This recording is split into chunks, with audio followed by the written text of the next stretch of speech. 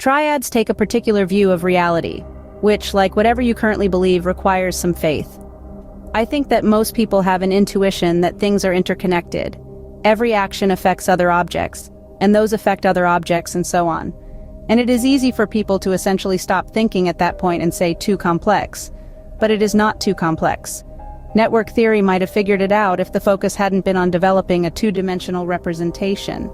That oversimplified reality.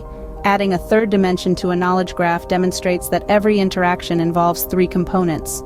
Now, I would also assume that people believe those interactions would be too complex to categorize as well.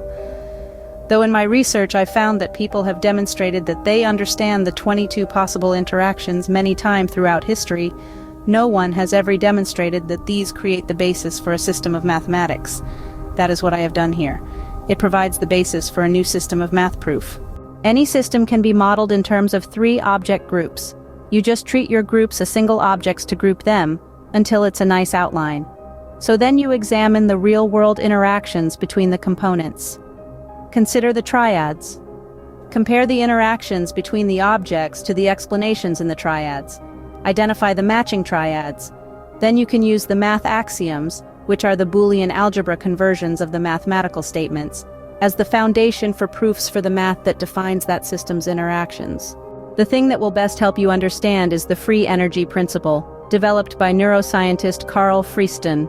This explains that systems react to stimuli in a way to reduce future unpredictability. The key realization is that this biological process is not something unique to biology. It is a principle that underlies all physical reality. Let's reason all the way back to the beginning and work forward from there.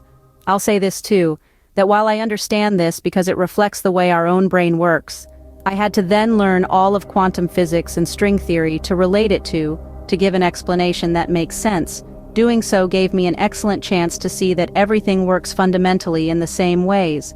So, in the beginning, the universe was an untamed energy quotient, essentially in singularity, though the dimensions that give such a meaning did not exist yet. That was clearly an unstable state. The result was the definition of the first fundamental string vibration. This allowed the energy to settle into that state. The creation of a string correlates to the emergence of a brain in our universe.